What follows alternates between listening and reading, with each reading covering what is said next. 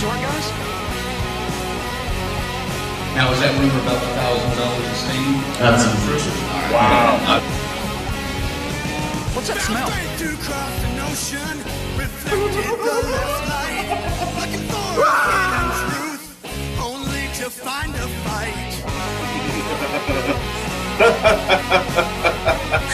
I can't believe what I saw. Look, I'm being gay over here. Locally, I really.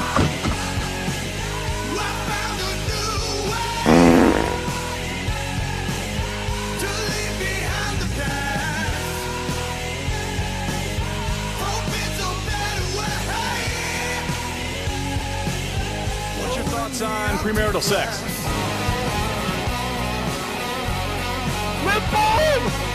Come play with us. I'm getting the fuck out of here.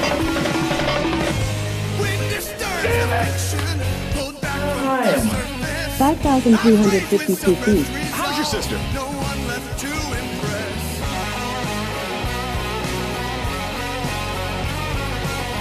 Cereal champion. Lowest cost. Only a quick swimming pool, which we have right here. You can see we have a nice natural side, nice ceramic side to it, and yeah. Go check out the west side of the house.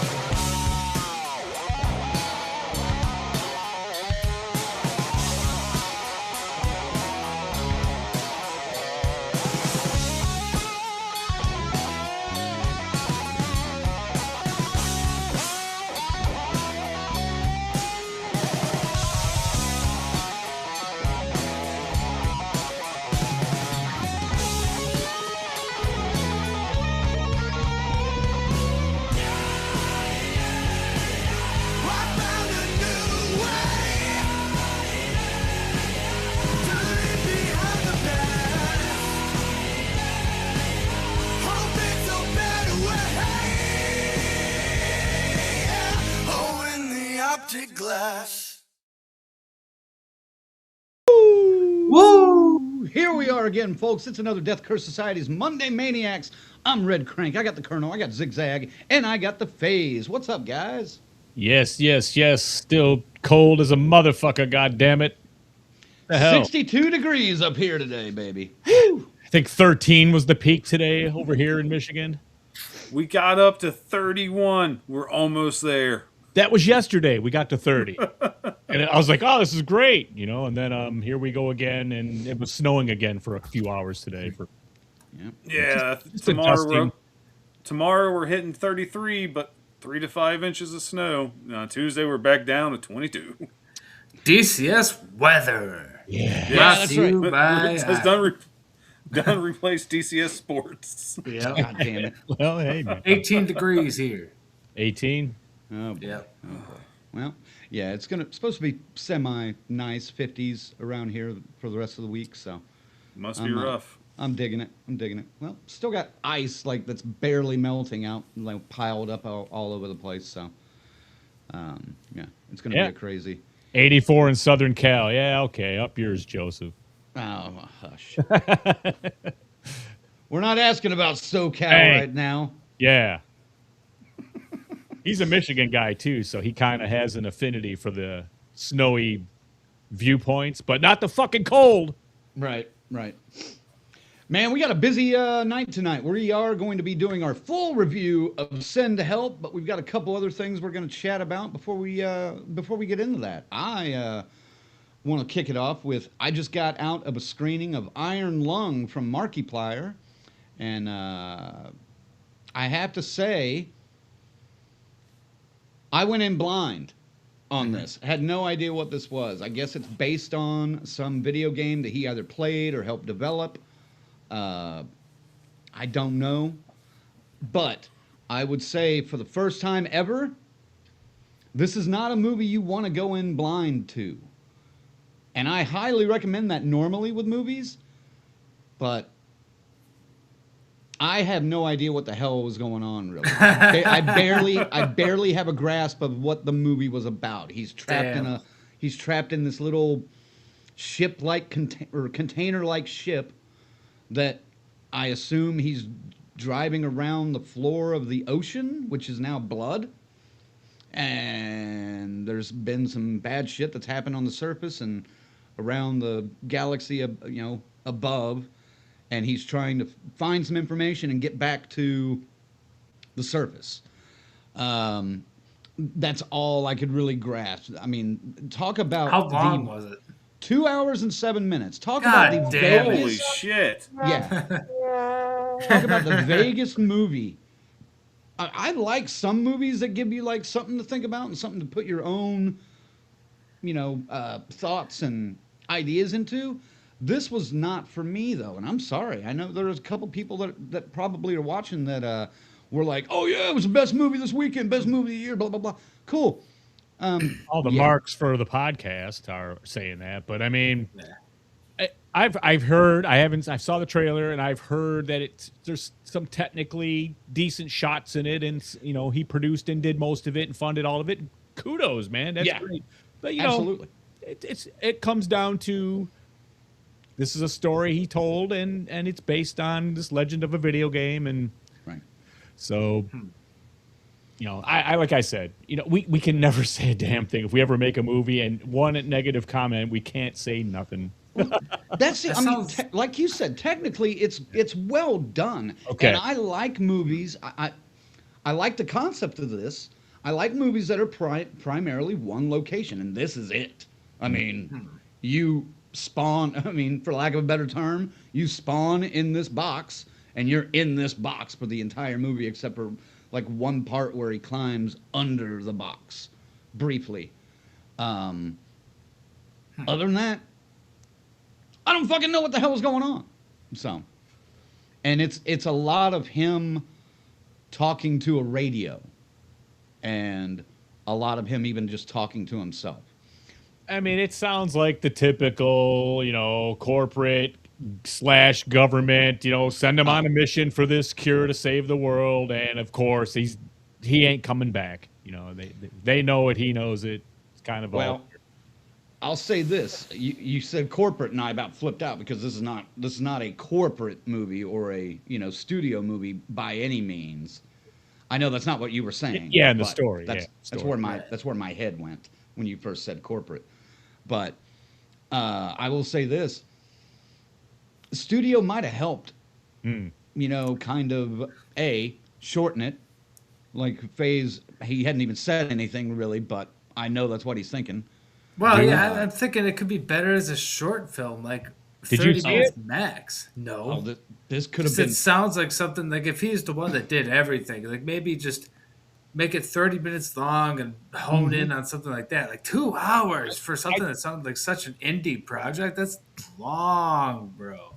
We said this about Stream as well. When he did it all and edited it all, he probably needed another set of eyes going, bro, it's great. It looks great, but pacing wise, we gotta fix this. Yeah, we got to fix this up. Well, we said this about Stuckman's movie too. Yeah. Yes. Shelby Oaks. Yes. A second pair of eyes. A little too close. Yeah. Yeah. I couldn't remember that one. I was racking my brain trying to think of it. I know we talked to somebody. Yeah, this could have been shorter, or use some of that long ass runtime to set the scene, tell us what happened, tell us where we're going.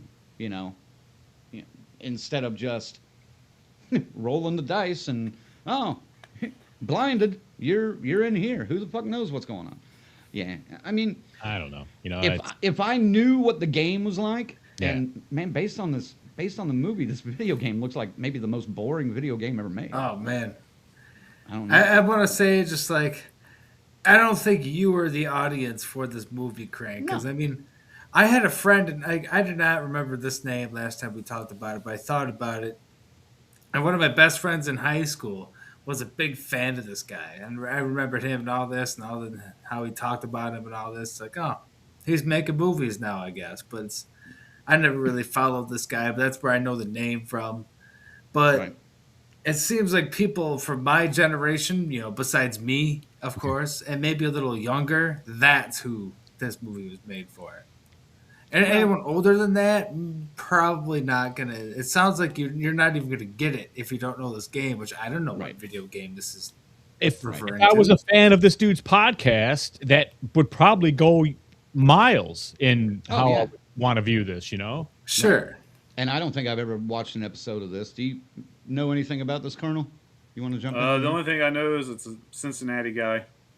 He is a I'm like, Cincinnati guy? yeah. Is he? From Milford, a suburb outside of Cincinnati. So. There you That's have kind of cool. Oh, cool. Cincinnati in the house. There you go. Yeah. Again, that wasn't enough to make me want to see it because I've never heard of this game, never heard of this guy. Right. I was like, what the fuck is this? Have your kids heard of him? No, I think they're too young. Maybe Sarge too What about you, definitely is Ziggy? too It young. sounds like something your kid would hear about. He does because he asked me if we could go see it just the other day. So, and I said, yeah, I'll go see that. I don't care. But now I'm kind of like, I probably will if you Go want. check it out. I Yeah. mean, Well, he likes the guy. He watches the guy's show. So, well, and maybe Sure. your son can add some context to you while you're in the middle of the movie. Like, I would ask him on the drive to the theater, like, all right, set me up. what's going on with this shit? Yeah, set me up on the way in. Tell me about this game. I said, let me look at these comments. Is anyone saying? I think they're all Have just any of talking you to guys themselves. seen what's it called? Iron Lung? Iron Lung by Markiplier. Now, And what do you I guys will know who that is? I will commend him on doing it all himself and kind of setting a standard that And tripling you his don't money. need a studio. Tripling Yeah. his money. Well, That's in a pretty weekend. hardcore. 6 Making a times. Now it's 6 4-hour times. movie yourself and getting it in theater. The buzz got a hold of it.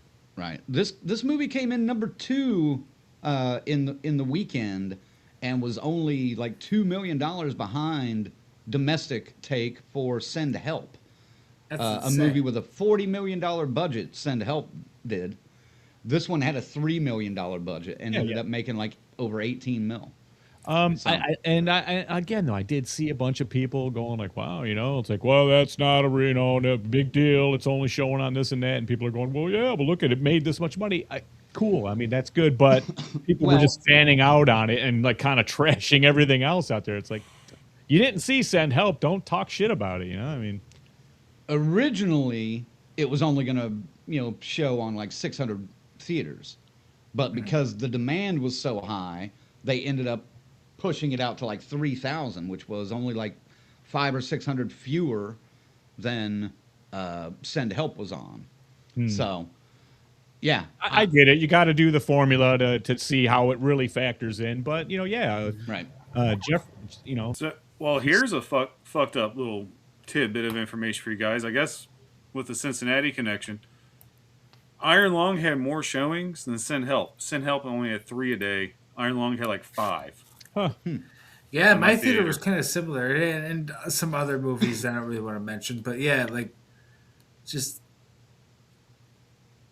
I don't know. There's a lot of variation going on there, but yeah, you are right about that. Like Yeah. this I was guy kinda like- is popular on YouTube, like millions of subscribers. So I could see why it's being pushed as hard as it is. You looked it up last It's a night, didn't you? moneymaker. he's a It game. was like 38 million subscribers on his YouTube or something like that. This guy's making money for these theaters, man.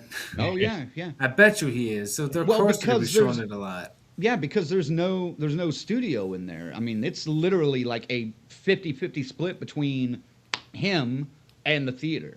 Yeah, I mean, that's there's crazy. there's no other little grubby hands in there like picking their 10 and 20% out before the theater gets their cut. Yeah, So- they're gonna show it as much as they fucking can at that point. Right. Well, and the Cincinnati thing works out too. But also, man, I'll tell you what. I watched all through the weekend because I was interested in, like, what my audience or what my theater was selling tickets to. Like, I was tracking Send Help. I was tracking Iron Lung. I was tracking another movie that we're not going to talk about, which surprisingly was selling a bunch of tickets here. Oh, of course. I'm only laughing because that was the only popcorn bucket available. I was like, what the fuck? Really? Yeah. They made a popcorn bucket out of that. Yes, they did. It's Yeah, like, they did. Jesus. That's Hey, funny. No pass. The grift is strong. The grift is strong. Let me tell you. It's the most tremendous popcorn bucket ever. That I Oh, fuck off. But dude, I'm trying to cut this off. But dude, Iron Lung was 80%, 90% packed every showing in Stillwater. All right. Send Help, 20%, 40%. Yeah. Even the late showings were slightly over 50. I You know? think there was 5 people in my theater. Oh, Yeah. and one seat over, 1 seat buffer from me with a whole fucking row, man. We were actually in a packed theater, man. It was a lot of people watching this fucking Send Help.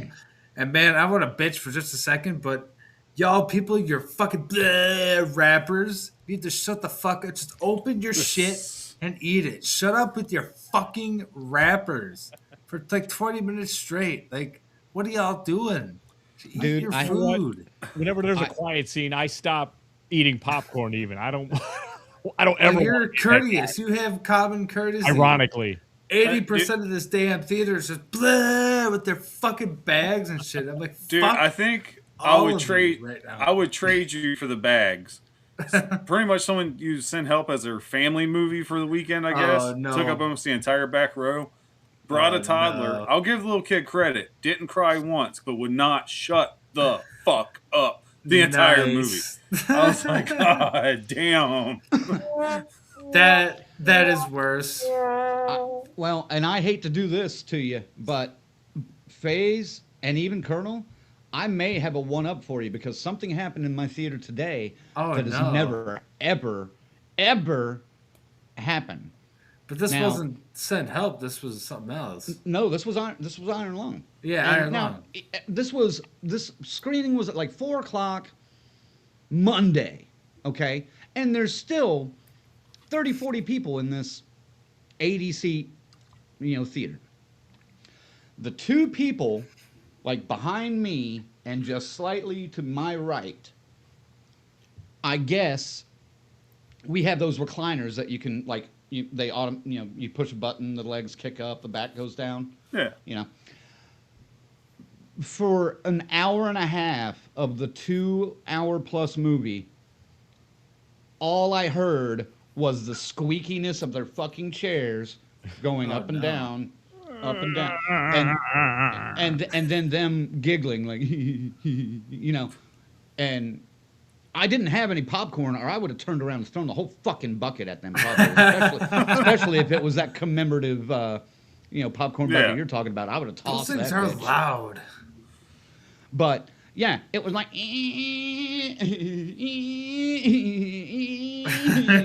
like literally 3/4 of the fucking movie.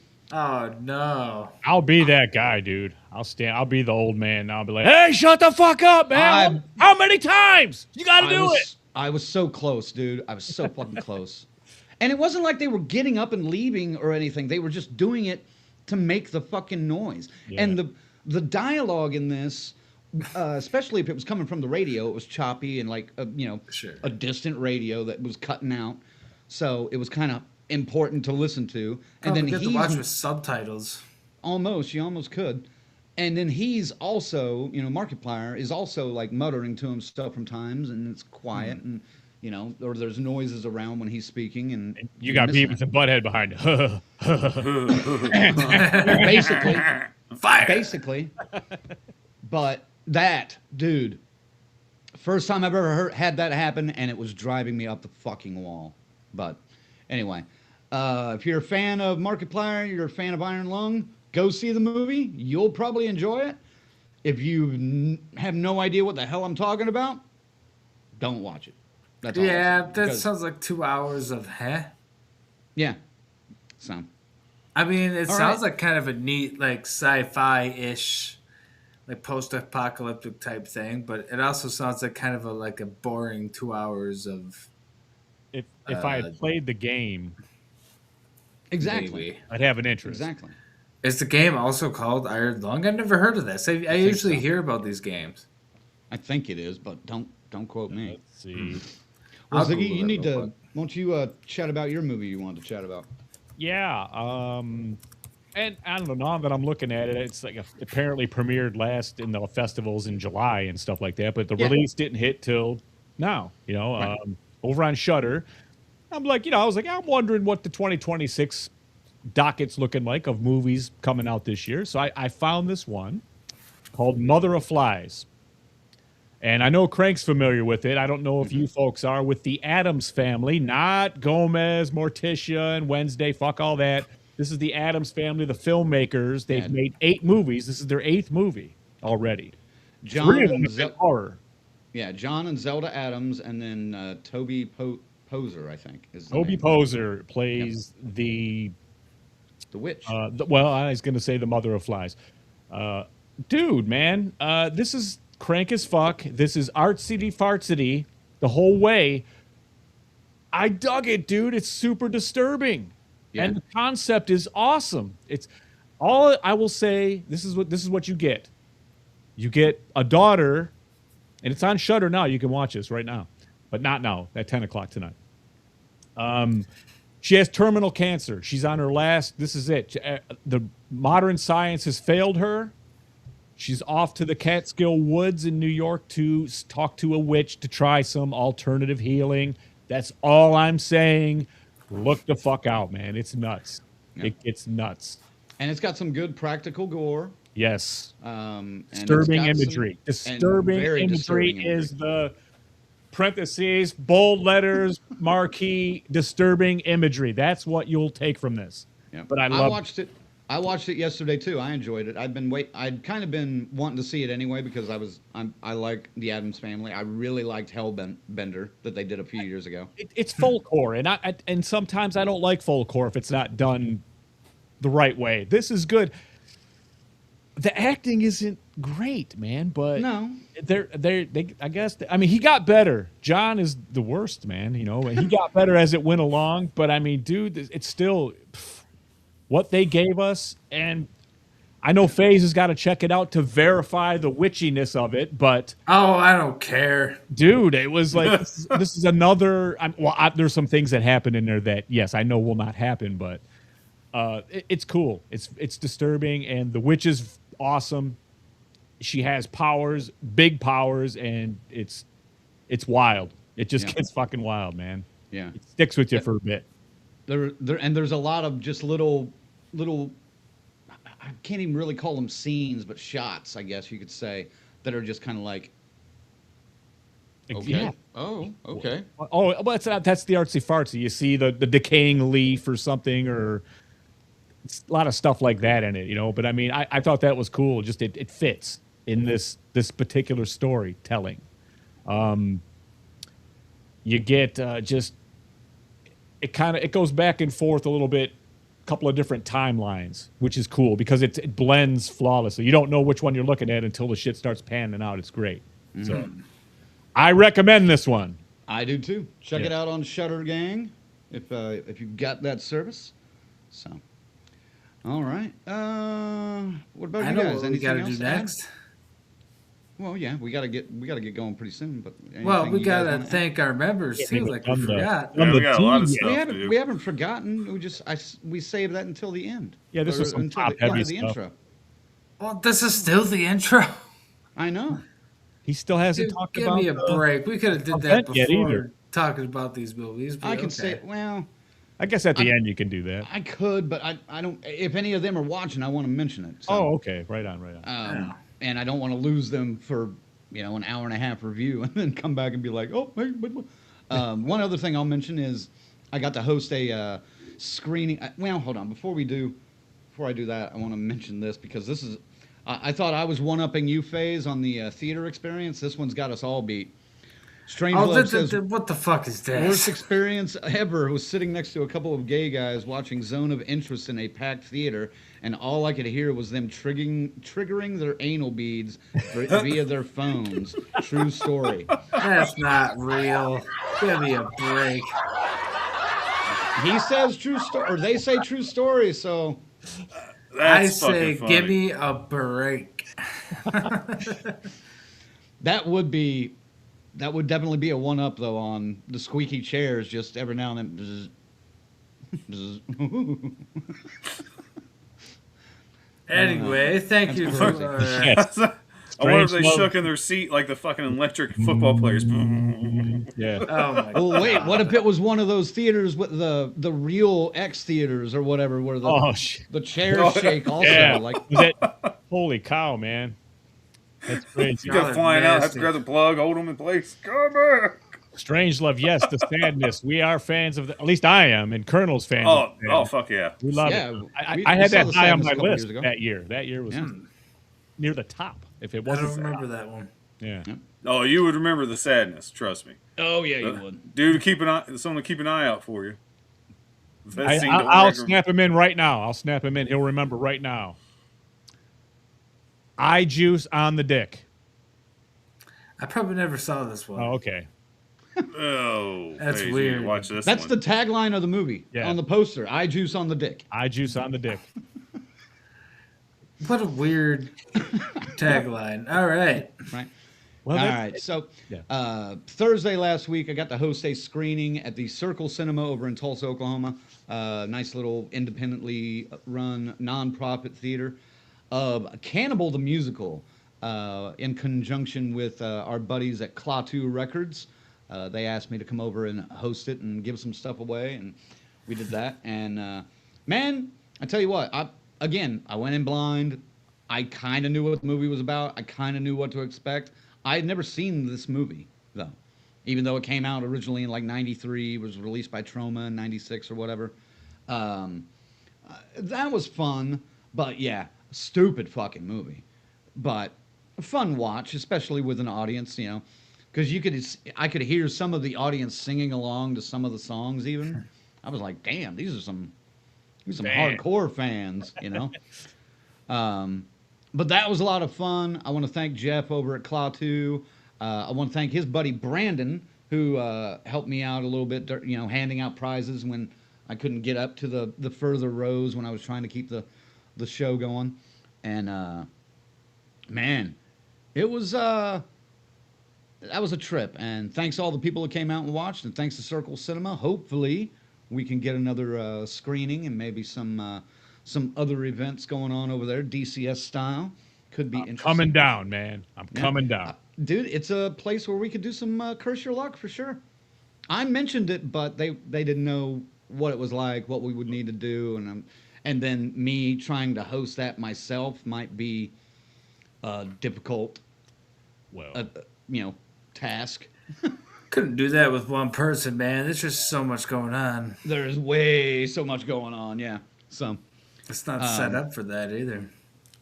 but it could be done in the future. So stay tuned. All right, do your thing, because all right. I'm out of this. I'll be back. Oh shit. Ba-ba-bum, ba-ba-bum, bum, ba-ba-bum, ba-ba-bum, bum, ba-ba-bum. I guess that's his cue to go ahead and do the, yeah. The members? Thank the members. Yes. All right. Well, okay. Thank you to our final girls and guys. Please work. I think this is lagging for some reason. There All we go. right. Final girls and guys. Christy, C-Phase, whoever that is. Luke, Beardy Mags, the Muffinator, whoever that is. Alex and Tyrone. The Crazy Ralph's, Bell's Fancy Creations, Dr. Smiley, Grizzly and Paula, the Morgan Crypt Horror Fest, Raymond, Allen, Twisted Twinning, and the whole damn enchilada pod. And our camp counselors Adam, Christy, Lou, S. Michael, Jimmy and Rachel, Stacy Lynn, Orlando, Angie, Chuck Chick, Dave, Carl, Patricia, Kristen, JJ, and of course, can't forget Indy the dog. Bye-bye. And the is that Indiana Jones? Yes. Okay. Raiders of the Lost Ark music. Yes. Yeah. I stopped doing the Star Wars with another or befitting. Oh man, I haven't seen that. since I It'd was be a more kid, man. befitting of an award-winning dog that won Best Act. Raiders is a good movie though, man. I should watch that again now that I'm, older than 10. Raiders. Yeah. Yeah. Because now you can get into the whole plot and. That was one I went into cold as a kid, like 10 years old. Yeah. Yeah. Hey, you talk about Indy the dog, right? No. Oh man, I could do this all day. Fucking. Yes. Oh man. Oh yeah, I should put the link out there. If you want to become one of our members, ignore that middle finger. Go on over to the DCS DeathCurseSociety.com. Pick a tier that works for you. You could be a camp counselor, a crazy Ralph, or a final girl guy. You can pick a Yes. tier that works for you. Even if you're Indy the dog. Oh, yes. Or if you would just simply like to torment Crank and just put something in that you know will annoy him, you can do Right. that as well. That is correct. Hey, we got to move on. Yes, we got to move on. It's time. I enjoyed that, though. Thank you for indulging me. All right, folks. We are 36 minutes into the stream, 40 minutes into the hour, and we are reviewing Send Help by Sam Raimi. Sam Raimi. Yeah, let's get into it because I don't know. I have thoughts about this movie, but I don't know. Let me get to these chapters here. Should we just get right into it? Like, Sure. Yeah. Yeah, I'm in a bad mood now. So wait, that's the wrong. Oh, Crank! Don't be in such a bad mood. You're fine. Yeah. Just let's go. So we got our anticipation and marketing. I don't remember seeing very many trailers for this one. Did you guys? Oh, yeah. What was Oh, all over the place, man. Yeah. really?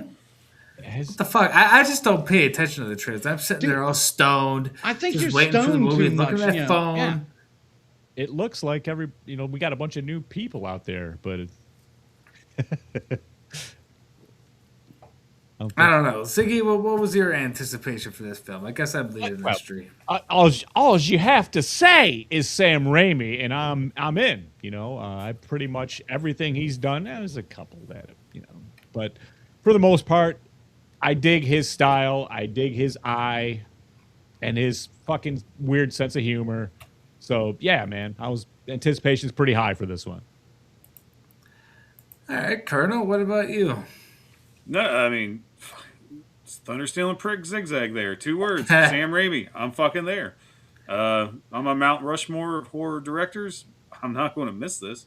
Even if we weren't reviewing it, I'm like, sorry guys, I'm going to go see Sin Hell. Fuck you. So I was looking forward to this quite a bit. I felt the same, but like Sam Raimi, like it's a big name, but that was also a big name a long time ago. Is he still a big name in 2026? Let's see. To the hardcore horror fans, yeah. Well, I mean, yes, but I mean, like, can he still bring it? Is what I was wondering. Oh, And Crank, what was your anticipation for this film? yeah. I saw this trailer every time for 4 months at least. So yeah, and I wasn't sure what to expect from this one though, because it was very.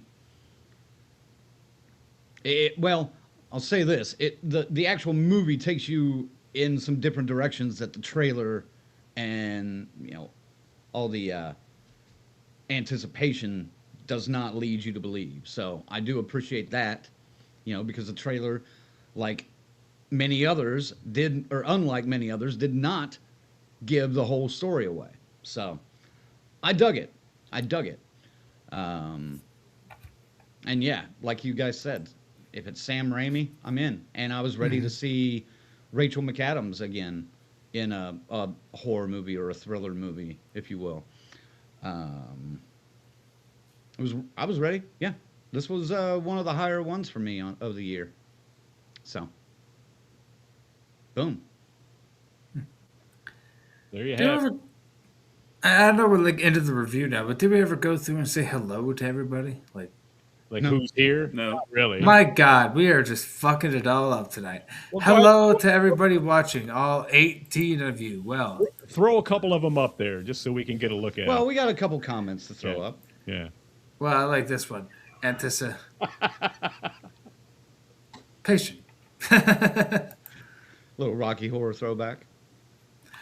That one I start is good for initial thoughts coming out of the theater, which, are we ready to just get into that? Yeah, jump in. I'll let you All do right. this, man. Initial gonna- thoughts. I'm gonna have Get to the wave. chat. I was not prepared to run this shit. Well, so I'm gonna have this- to like wave my emotions off, or I'm maybe halfway. I'll be done Oh, you'll be fine. with this irritation level. I'll just start here with this one because as Michael put it as beautifully as I ever could. Was Send Help the Love Child, the Misery, and Castaway actually a horror film? Maybe not, but there were certainly some horror elements. I what? guess, but I mean, I was thinking Castaway. I was thinking, Misery, of course, but just like The Blue Lagoon. Blue Lagoon is a good one, but it's just like I did not realize this would be a nearly 2 hour long rom com on a fucking island starring two people.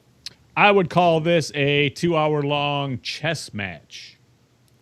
Is more fitting for me. That would make it a lot better. That did not pop in my brain though. It was more of. She wanted him though, so that's that. was- We'll get into it, but like I I don't said, think she did. It was damn silly, man. I don't think It, she like, wanted him. think of the very beginning, I did. her monologue, I did. and then the very end scene. It My initial thoughts. almost. You missed what? My initial thoughts walking out the theater was just like, okay, yeah, there were a couple moments of horror, but I could barely call that a horror movie. That was romance. That was comedy. A little bit of, like there were a couple of forced jump scares, but like, I don't know. I was so mixed coming out of this theater. It's not that great. It's like, really? This is Sam Raimi? Like, This is very much Sam Raimi. it did have his style, but like, I don't know, man. I wish I went out of it wishing that I had liked it a lot more than I actually did. I'll put it that right. way. All right. Colonel? Well, besides the child that ruined my theatrical experience, as soon as those credits started rolling, I'm like, okay, there was definitely some signature Sam shots in there, which I appreciate. But I've done something I rarely do for a movie we're reviewing. I will hold it. For this movie, after, I guess you'd say, the bonfire scene, and she wakes up next to the fire put out, I was like, I'm going to go take a fucking piss, because I'm not going to miss anything. And I'm pretty sure I fucking didn't. Yeah. I was honestly a little disappointed. They could have trimmed a good half hour out of the middle of that movie, dude. It just dragged on. Like I said, it was a good chess match, but like watching people play chess, once it's not fast paced and it slows down, you kind of lose interest. Well, Yeah, the length definitely pissed me off. well, that's what I mean. Her mission is murky. You know what I mean? That's what I'm saying. What are we doing here? It's like I get it. You're getting revenge for being treated wrongly in the office, but this is just weird. This whole thing was That's why I liked it. weird. I mean, but it's The like rom-com shit comes in though. They were like, it's gonna be like when Chandler and Monica hooked up, or fucking any of that stuff, dude. It's the same Wait, shit. Chandler and Monica hook up? Yeah, I didn't get to that episode yet. I'm only my on God. season 2. it's the same kind of thing, but she's trying to teach him a lesson. I get that, but she's let's just get off the island and then teach him a lesson. Like, I don't even see it. goddamn. I don't even see it her being teaching him a lesson. To me, it was her finally having some fucking power and doing something about it. Right. She was playing with him the entire fucking time. She had the survival It was all skills. cat and mouse. Yeah. Until it came to actually surviving and getting off the Right. island, but yeah. But would you think what if he would have just bought right in and start and been a model employee, as it were, here in this scenario? Would she still have been? I think that would have just made it more of the rom-com. They ended up working together. Now, you know what I mean? You could have seen it going all the way to the end, and they're going to hide out from the boats and everything. We're just going to stay here and build a new life here, the two of us. I was glad. I was worried that the ROM was going to go on all the way to the end, and they were going to sunset, kiss at the we fucked and had babies, and the end. It could have. It didn't end that fucking way, thank God. So I was glad about that. Oh, it Raimi's out, man. It's it goes off the cliff. I mean, there's no question with that, but I mean, it's Quite literally. I mean, Yeah. it was kind of a neat island. I mean, I don't know. Yeah. There's a lot going on in this movie, but there's a lot less that could have been going on. the whole thing with what's going on the west side of the island.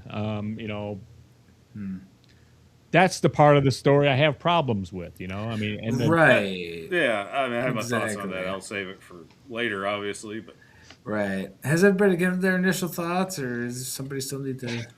Zag and Crank. Yeah, I was just gonna say Crank. I thought it was an entertaining horror comedy, because that's what it's billed as. So I was going in thinking more Evil Dead 2 than Evil Dead, and I got Evil Dead 2 minus the Deadite. witchcraft and the deadites and whatever, and that works for me. I also saw someone say a couple days ago that it was similar to Triangle of Sadness, and it is in some ways a movie from 2022. It is in some ways, or at least the last 45 minutes of that movie, because it takes them literally an hour and 45 minutes to get to the fucking island. It's a long damn movie, but and that movie was interesting. Academy Award nominated, but didn't win that year. But yeah, I think this one was definitely. I think Strangelove mentioned it, and I agree. I think this one was definitely more entertaining than Triangle of Sadness because it had that Sam Raimi flair and style to it. He gave us characters that were absolutely, dislikable. I mean, well, and it's a satire too. I mean, So, although, and the characters that were focused on, especially the main two, were extreme versions of those stereotype of characters. Dickhead bosses that you've seen these guys, before. But what I loved about Raimi's how he establishes it instantly, like when the girl goes in there and is first meeting him, and she's got like a little egg salad on her tuna salad, on her face. And it just goes to his view. It's panning in on his face, and he's just in a 1,000-yard stare, and you just hear whoop whoop whoop whoop whoop, the Charlie Brown fucking voice, and he's looking right at the tuna fish on her lip, and that's all he sees and hears. So it's fantastic. That was pretty well done, and how that exchange would go. But this isn't a fucking office drama. No, it was for the first 30 minutes or so. And it sure was. That could have been trimmed down. They could have knocked some of that down. Just like, oh, you're the vice president, and congratulations. Oh, by the way, we're all going to Bangkok. Here we go. 10 minutes. Right. Go. During the credits. There was that's a good point. It could have been, that part could have definitely been trimmed down a lot. Just her getting dumped on a lot, just kind of a montage of that. You get the gist. It would have been the same. Right. Now, here's my biggest question walking out of the theater. You guys might be able to help me on this. Where the fuck was Bruce? I paid attention to every fucking character in the background everywhere. I'm like, come on, where is he? Where is he? Where is he? And then the credits started rolling. I was like, God damn it, seriously? He was in the cave. I was looking for where's Waldo. Like at first, you know what I thought? In the third act, I was like, okay, here he comes. He's going to be the millionaire that owns this house. Well, I was trying not to rule that in part, but yes, that's what I was thinking. I was waiting for him to be like, what the fuck are you doing here? And I was like, and I was like, no, where is he? God damn, I was disappointed. Yep. He lost the fucking half a point for that. I'll be honest with you. Yeah. He was in the cave. Yeah. There were other couple of tributes to his other movies, I mean, I think a couple of Easter eggs. But they just, when they're running from the Dr. Strangelove, I might have to watch that again. Sorry, it says Dylan's dad photo. Yeah. Oh, okay. Okay. Well, he was in there. I was hoping he had some actual screen time. Like, no. he does in every other movie. We're saying, oh, no, he literally does. Wasn't gonna. Hey, was the car in that movie? I didn't notice the car. I didn't notice the car either, but I wasn't really looking for the car. Maybe he stopped doing that. Crazy. I don't know, man. Like, I walked out just kind of going, I didn't hate it. I thought it was a decent story. It's Sam Raimi. I think just like those guys worship the Iron Lung guy, you know, I'll be like that for Sam Raimi. Just because he's Sam Raimi, I like it. And there's probably 3 movies on his whole docket that I probably would never go out of my way to watch again. Which are? I have to look them up, you know. Let's see. Would be let's see. We really got to move on. The Nut House. He didn't direct that one though. He wrote it. Let's see. Probably Crime Wave. And then his first one's called It's Murder, but it is. All right. Yes, let's move on. Sorry. Yeah, move us on there. All right, folks. Act 1. Which Crank, do you have a thing for this, or should I pull up a synopsis? I'll get one here in a second. All right. Well, I mean, we already kind of talked about it. It starts off in an office setting, and then, you know. I got one. Okay, there you go. By the way, the car is in the background in the garage whenever she's having like an intense talking to herself when she's sitting in her car. Okay. So. I was focused on her, man. Yep. Yeah. There's your. God damn it, Sam! Put that shit in the forefront. There's your answer. All right. All right. Act 1. Meek corporate strategist Linda Little looks forward to a long-deserved promotion promised by her former boss, which his son Bradley Preston is obliged to give her upon becoming CEO of his family's financial management company. Bradley, though, has already given the promotion to Donovan, his old college buddy. He intends to have Linda transferred to a dead-end position out of disgust for her boorish manner, lack of self-confidence, and unattractive appearance. She's awkward as fuck. And she's very awkward, yeah. When Linda protests Bradley's decision, he asks her to accompany him, Donovan, and 2 other executives on a business trip to Bangkok to finalize the company's impending merger. While flying through a storm, Donovan humiliates Linda by playing a clumsy audition tape she recorded for Survivor, showcasing her extensive survival skills. The plane suffers engine failure and begins to lose altitude. A panicking Donovan attempts to strangle Linda with her seatbelt before she stabs him in self-defense. The plane crashes into the sea and sinks. Linda frees herself and wakes up the next morning on a remote island in the Gulf of Thailand. She finds Bradley with a badly injured leg, but no other survivors. And that seems like a good point to stop. That way we can not spend too much time on... Because, I mean, 90% of this was set up in the office, you know? And that was pretty much 30 minutes of that. And that was my... Although I did like seeing Dennis Haysbert as the board president or whatever. But as fun as that little segment was, it could have been trimmed down. And let's get to the meat of the story and knock 20 minutes off this runtime. So I agree. But it did set up the characters well. It was just a little too much. So I'll leave it at that. Go ahead, guys. No, I'm in agreement with you. I thought they did a great job setting up the characters, their personalities.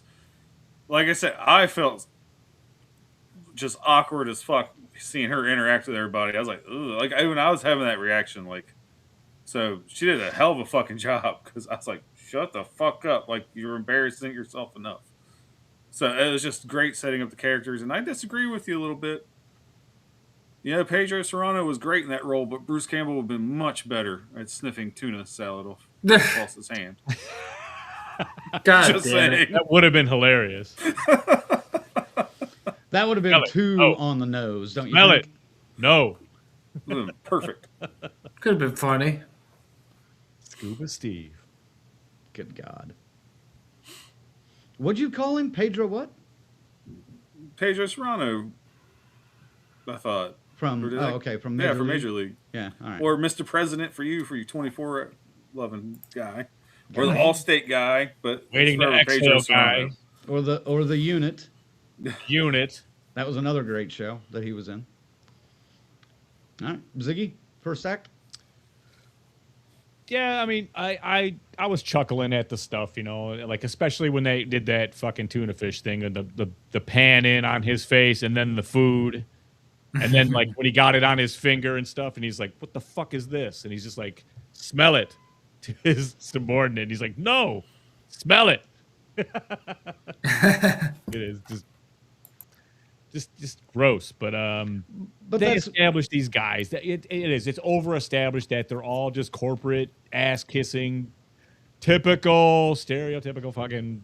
You've seen these characters a million times. But that's Sam Raimi's way of establishing those characters too, and right. I wouldn't want it any other way. Just from like his you know, movies. just like the hillbillies in Evil Dead 2. You know, they're hillbillies and they're driving it home. And then once they get in the plane, and they decide they're gonna can her, he's gonna kick her down the hall. But then he's like, "We're just gonna fire her ass. We don't need her around here. She's disgusting." And so that plane crash was wild, man. I thought that was pretty intense. Some people were getting fucked up good, and then it made me laugh out loud when she shut the fucking window. The dude's getting his head's getting bashed in. The guy that just 4 seconds ago was trying to kill her for her seat is now trapped by the seatbelt, hooked by a hanging seatbelt against the side of the plane, going, "Help me, splat! Help me, splat!" She closes the window. Yeah, that was hysterical. Yep, it was really, really good, and it kind of set that tone, like, okay, this is not going to be a horror movie, I don't think, That's what I was thinking at that point. So. Horror comedy, dark, Raimi, dark stuff, which I'm happy about. Evil Dead 2, Army of Darkness, not quite so slapstick Three Stooges, but it's there, It's definitely like there. A black comedy, as they Black comedy is deep in this. So yeah, I was, I'm in. We're on the shore now, so. All right, who else? FaZe? I mean, I was digging the corporate assholes being punished for being corporate assholes, but I wasn't really sure how to feel about this. Just, I don't know. It felt slow, but I didn't mind it so much. I mean, they make you where you have to root for her, I mean, you're pulling for her and her, her quirks and, we see an asshole not to at that point. She's got a library. I mean, she did the Survivor video, but she has all the skills. She has studied the skills, what berries are good, how you do this, how you collect water, how you build a fire. She knows how to do it all. 3 different ways. Yeah. You know what's funny about that Survivor video? I actually had a coworker that was on, I'm not going to say what show, but one of those Survivor shows. Really? And he didn't do so great, which is why I'm not saying the show or who it could have been or anything Naked like that. and Because Afraid? it was a Amazing disaster. Race? It's like known as one of the worst episodes of that show. Like I'll go that All far. right. They must get eliminated right away. I'm going to have to look. 'Cause I'm telling you, I know what the show is. You can tell us off the air. Yeah. Yeah, I mean, I'll leave. I already know. Like, what I had a show is. coworker at a pizza shop that I worked at. That. We'll post a link to that episode next week. That's right. It's on a streaming service, I don't know. I bought my mom a buff once. She's a big fan of Survivor, so I bought her just here you go. It's just part of her birthday presents. Dude, Sarge loves it. She's already counting down the days to season 50 or whatever it is. I'm 50, man. This shit started in 2000. Survivor is a juicy show where you can see people get across each other and see people get sabotaged. Tell her I've seen about 6 or 7 episodes. Zach says he's seen about 6 or 7 episodes. Hey. Please, Chris, tell them that you all are cringe. Oh, they can hear you. You just can't hear us. Okay. You all are so cringe. You all. You're so cringe that you might even get the World Cup of being cringe. Oh The my World God, Cup of ladies cringe. and display gentlemen, the on the Sarge. ridge. That's right.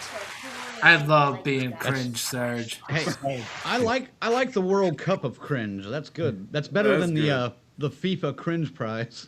I mean, that's like a nice take on the "You're such a douche. I'm nominating you for the biggest douche of the year award, you douche." From South Park. That's like how she just came out of the forest. Right? I'll tell Blended you. right in, man. Oh man. All right. She let What's us have next? it. All right. Well, Act 2, which a whole lot of island stuff. I don't know, Cranky. Go Yeah, a ahead. whole hour of islands. Yeah. All right. It becomes the Forest the movie, but not as good or interesting. Oh, this is not the forest. There's no. It's like a no two cannibals. people. No mutants. No mutants. Yeah, no mutants and a whole lot of bucking. It's not really the forest, but yeah. This is Survivor. yeah, it was literally the Survivor. Yeah. All right. Fucking Castaway, but with a Right. girl. Go ahead, Craig. Set us All right. up. Linda puts together a shelter and obtains food and water. Bradley accepts her help but goes back to ordering her around. Linda responds by abandoning him for 2 days, where he is unable to move, exposed to the hot sun, and has nothing to drink.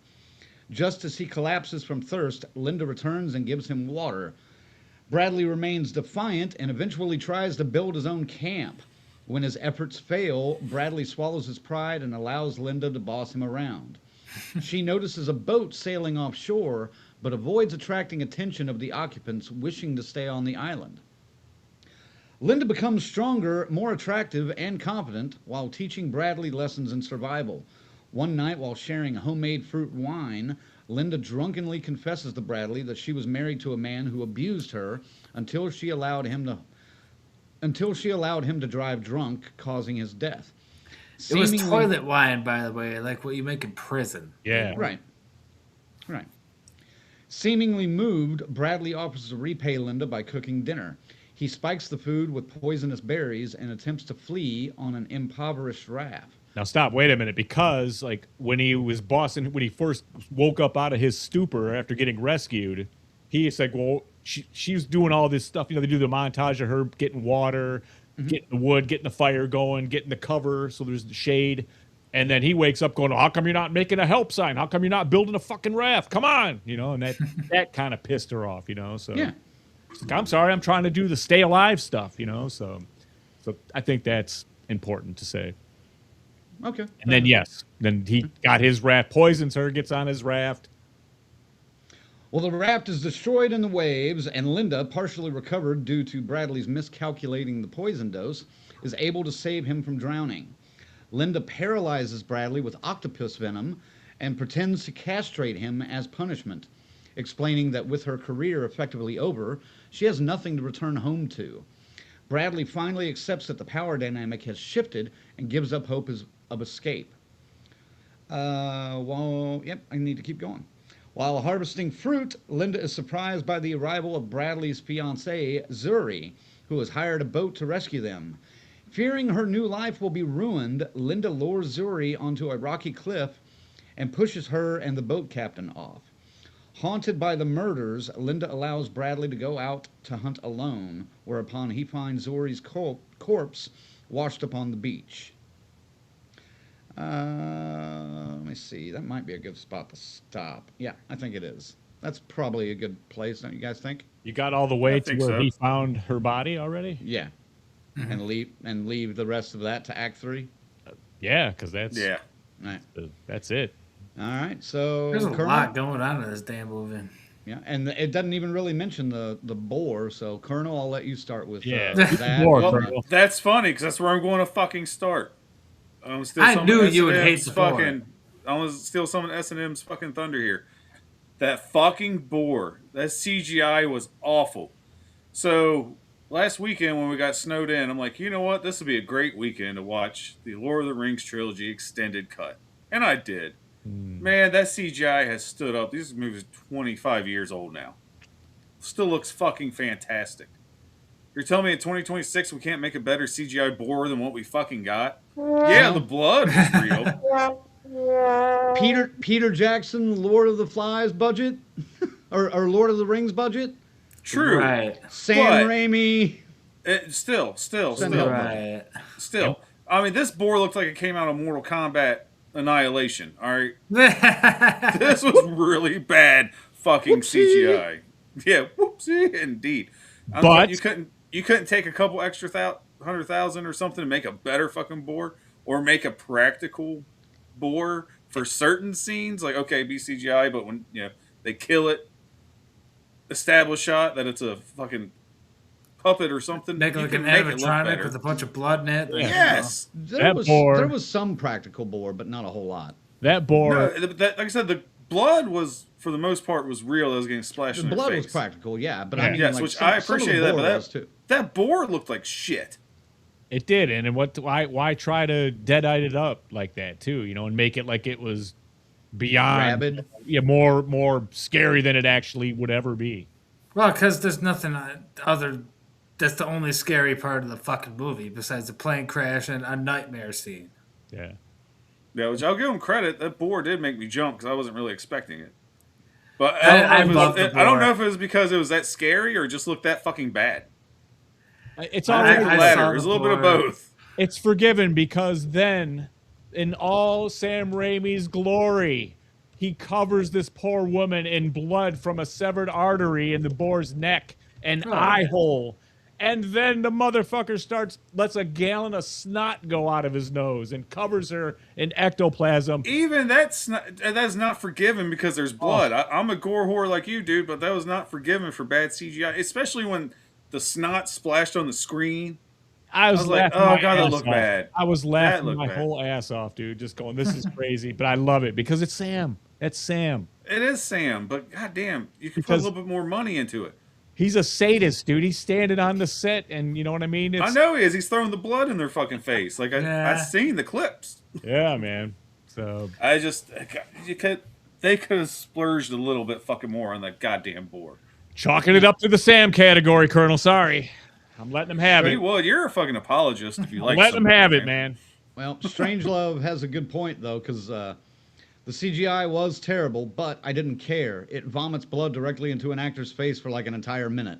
Hilarious. Hilarious. I like the vomit in the dude's face more than the blood in her face. That Shit was had me fucking rolling, dude. That too, man. that This was is the fucking Raimi. stupid This is as the fuck. Raimi, baby.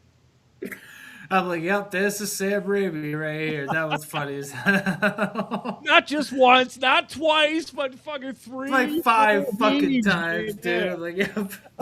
I had to remind myself, like, oh yeah, this is a Raimi movie. Like she's gonna puke good. again and again and again. It was so. But that's funny. gonna throw off some of the general going audience, of course. That is Yeah. true.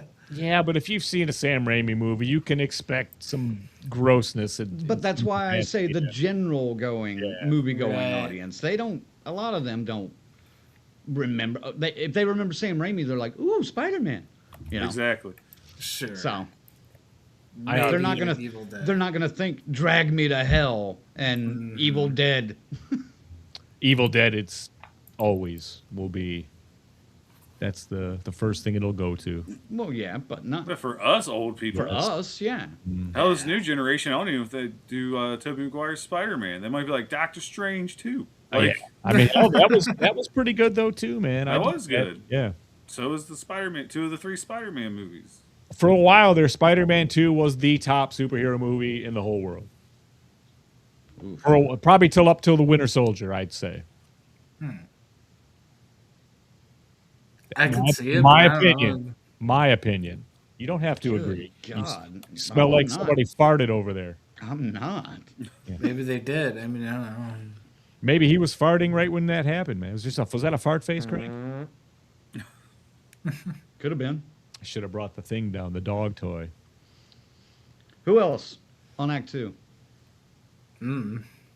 Anybody.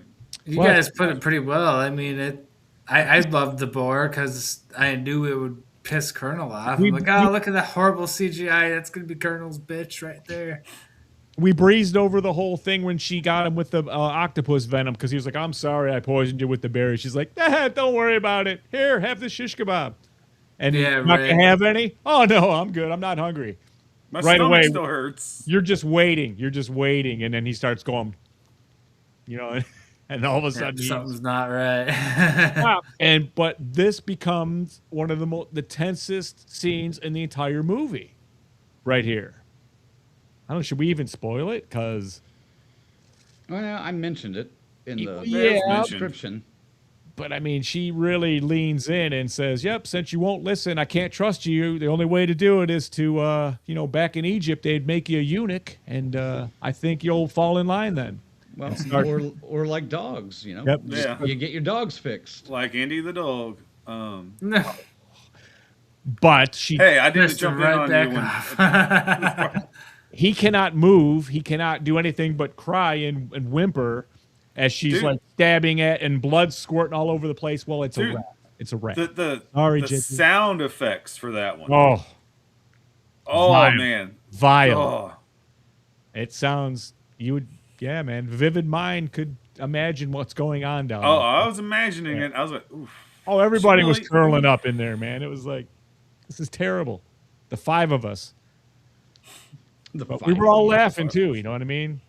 I was in there with Raimi fans at least. It was good. But I mean that was a powerful scene. And he didn't fuck around too much till the end after that. I liked the act 2. I liked the way it progressed and like kept slowly escalating just a little bit at a time, It was a good setup for the finale, I thought. So that's all I got. Nice. Phase? I mean, yeah, pretty much. Okay. You guys put it pretty well. We did. Move us on to Act 3. Act 3. Oh boy. Well, I mean, and even that's what I mean. The length to stay there, you know what I mean, and then to bump off those people like that, the fiance. That's where I was kind of like, this is now we can't root for you anymore, at that point. Once you killed that rat, I stopped rooting for that bitch. Yeah. Fuck her. Oh yeah, it's. Well, I mean, I'm sure they ate that rat. How do you know? Yeah, how do you know she killed the rat? Might have already been Stabbed dead. It. Well, it could have already been dead. Could have been dead. Oh well, it could have already been dead, but whatever. Fuck her anyway. It was bleeding. Good. You're just a woman hater. You're just looking for a reason to not like her. I'm just looking. What do you mean a woman hater? Excuse me. No, it was definitely just the sound effects were top notch gross. Where did she find a rat? They were out on an island. Rats don't live on fucking islands. Yes, wait a minute. Are you insane? Do they? Yeah. Yeah. Oh well, I don't know. It's just. I mean, even if they're not native to that island, there was obviously all kinds something of there. People marsupials. been there, and if there's a boat, there's more than likely a rat on it. They seem more like a fucking urban thing, but I don't know. Maybe I don't know shit like that. Well, I mean, sure look, rats can be on islands. I mean, look during the bubonic plague, rats traveled on the ships. Right. I mean, they're stowaways. They got off in Italy when they, stopped in port and shit started spreading. But did they spread onto other islands? They can't swim. Like, I'm sure they can. I mean, I'm not a. They come in on the boats just like Dracula, man. I'll have to ask your mom about if they can swim or not. I don't know. I'm thinking too much about it. We should probably just talk about. Right. Crank, go on to Act 3. Okay, I'll do that then. All right. I'm just sitting here letting you guys argue about the existence of rats. Damn it, rats are on islands, and that's that. I'm about to Google it now because y'all are a bunch of All right. So, Act 3, Linda admits to Zuri's murder. Bradley tries to kill her. A brutal hand-to-hand fight follows, with Linda suffering a partially gouged eye before stabbing Bradley in the stomach. He flees into the area of the island where she had told him previously to stay away because it was all vines and poison and blah, blah, blah. And boars. And boars. Oh, my. He flees and finds a luxurious beach house on the other side of the island. Linda admits to having known about the house and aims a shotgun at Bradley. Begging for his life, Bradley claims that he now loves Linda and wants to stay with her on the island forever, before grabbing the shotgun only to find it unloaded. Linda beats him to death with a golf club. A year later... Yeah, go ahead. It's just a nice touch because another beautiful Sam Raimi moment. She does the Happy Gilmore run up and like he turns his head right when the club's meeting his eye, and then it jumps to this shot of her connecting with a golf ball on this new golf course. Right. Beautiful. A year later, Linda has been rescued and is a stylish, wealthy businesswoman after usurping control of the Preston family company. She is interviewed at a celebrity golf tournament about the upcoming film adaptation of her best-selling memoir, in which she claims to be the only survivor of the plane crash. Linda drives away with her parrot, singing along to Blondie's One Way or Another. The end. Well, that was a callback. She also she also looks at the camera like she does her best Corey Feldman at the end of the final chapter, Friday the 13th. Little dream. The little psycho look, like I think that was like leaving us with a yep, these people are out there, folks. Oh, of course. Yep. So raise your hand if you've dated one. Yeah, I was going to say, Colonel. No. Yeah. You better. All right, get into Act 3, guys. Good finale or letdown? Strange. I mean, once they revealed the house on the island, I'm just like, okay, what? This is just whack. And it's a silly movie, though. But I mean, it's a comedy for a reason. She'd been going there and getting supplies out. Like there's like caretakers that drop off fresh food and fruit and shit. So, and the guy is not even coming. The owner, we never see him. Yeah. So those where you don't want to think too much about it. Yeah, I mean, I get it, and it makes that work. It allows. Look how she's always she's absolutely clean. Or every time you see her, she's cleaner. Like she's doing laundry and shit. You know. That's a good point. All right. It was well done, man. Yeah. It's like The Walking Dead where they're fucking showered and all that shit, but not quite. There's a reason for it this time. I get that she was thriving and this is the world she really would want it to stay in. She would stay there, I think. But I mean, once you kill two people to make that happen, you lose me kind of in your quest. Well, now, do you think she wanted to stay there before or after she found the house? Definitely after. Definitely. I mean, come on. I think she would have given it a shot even before it, because with all the skills, why not? She was like, fuck, this is great. She's like, I'm actually doing it, and I can do it. So maybe she could use it as leverage to get on that show she was trying to get onto. Like, hey, I actually did this. Now, film me doing it, I guess. I don't know. Yeah. Colonel? I do dig the ending, though. I do dig that. Sorry, Colonel. I do dig that ending. Like, just they gave us a definitive ending. She rose above it all and fucked everybody. I mean, but she only got what she was promised. Sorry I cut you off, Colonel, but I'm going to go ahead and be a thunder-stealing prick for the next 30 seconds. Yeah, no, dude, we've been doing this for how many years now? It happens every week. No, you weren't going to go there. No, I might have. Not now. Thanks a lot. Did the cops not investigate? Like, that's my big question. Yeah, that's a question I had for like the end. I'm like, okay, she got away. Like, they wouldn't. She must have done a hell of a job cleaning the house up. I know. But at the same time, like when I saw it, I was not shocked by the house. I was like, here, they M. Night Shyamalan Ding Donged it. Ugh. But I expected it. I knew what she said on the other side of this island was not going to be what was truly on the other side. Right. I did think it was a great fight. That was about the only part of this movie that I would compare to a horror film instead of a thriller, a psychological thriller.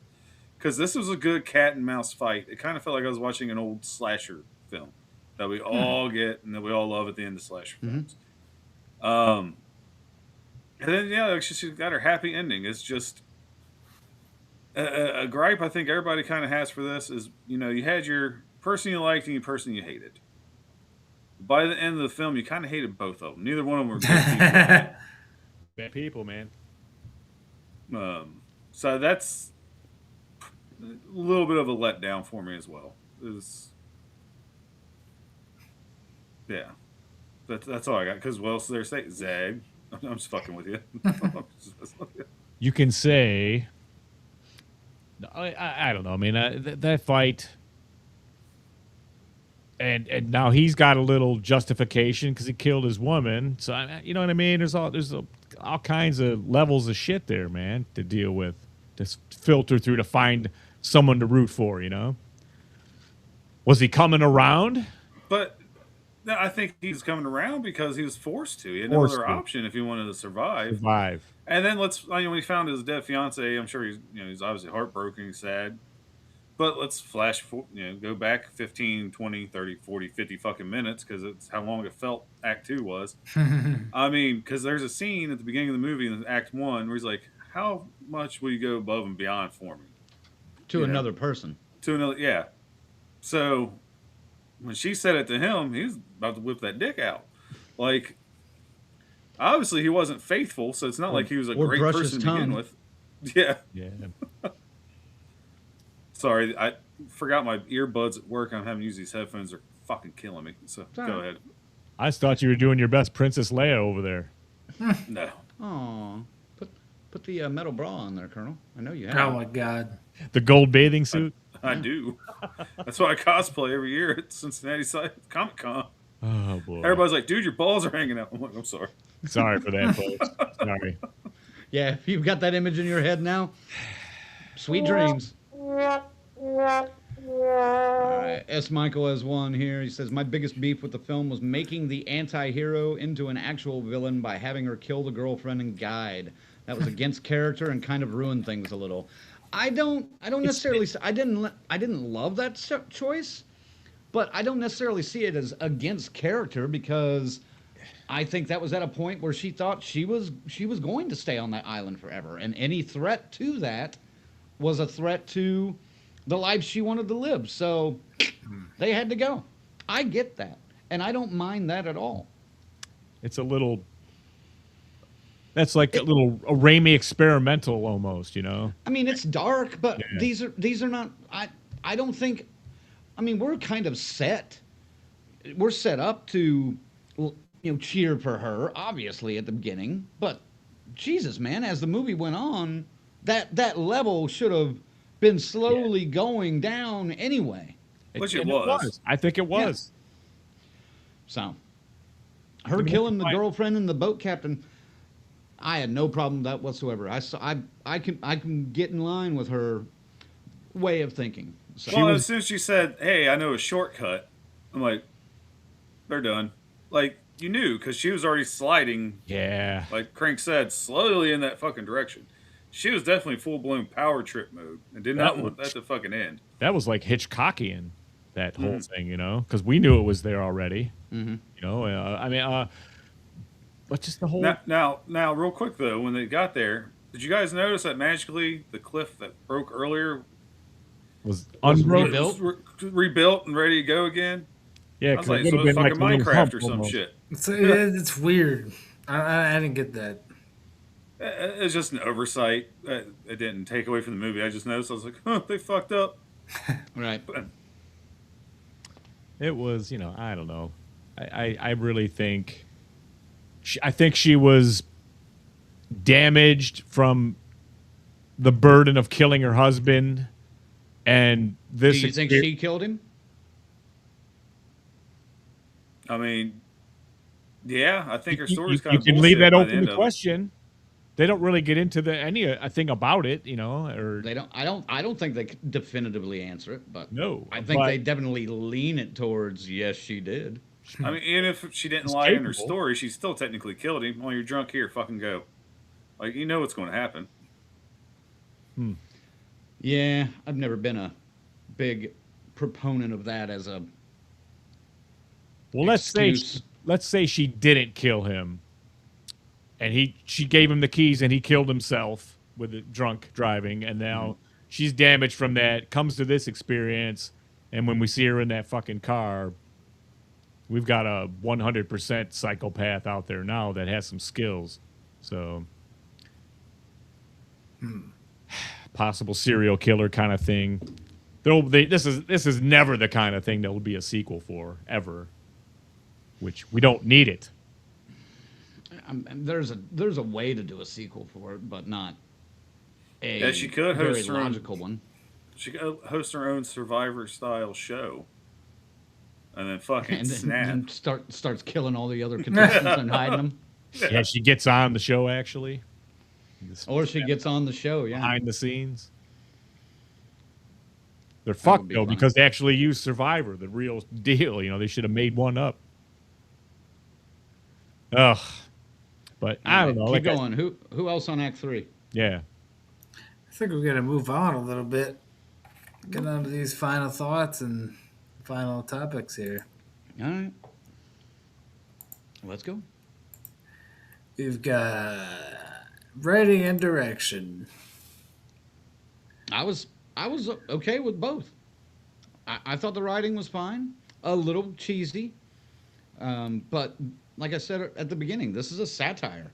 Satire is cheesy, so I appreciated it for what it was. I mean, is this going to be one of those movies that years down the road is going to be remembered very well? You know, probably not, but it's a fun ride for what it is now.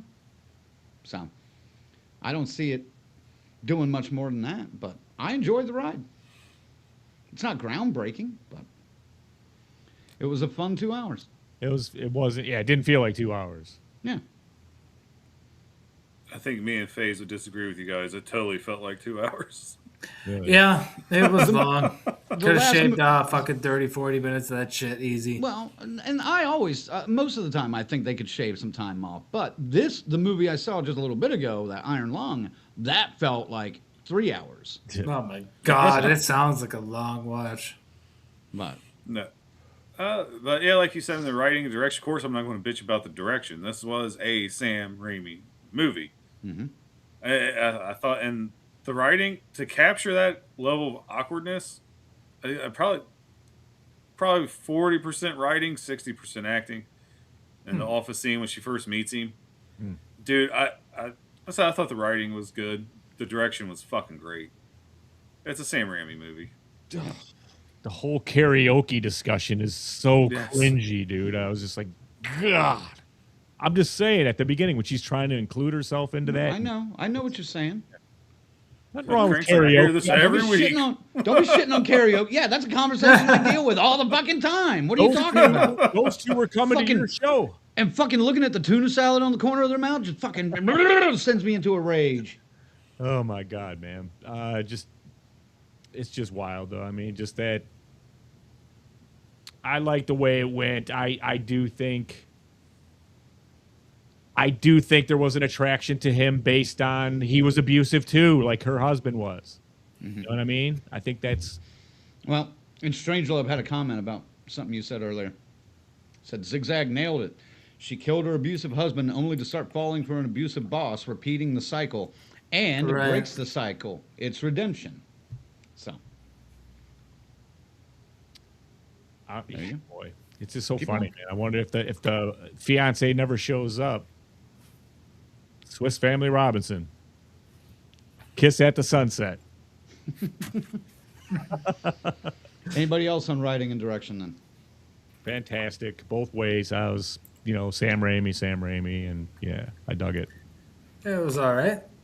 Maybe a little shorter would have been better, but that's all I really. I can agree Sam with that. Raimi's a badass. I can agree with that. This was his first one since Multiverse of Madness. So Yeah, it's I been think so. 4 years, since he did one. Now we got casting and acting, which I got no I mean, complaints there either. other than having Bruce Campbell be the fucking stooge, it was great. Fake Shemp.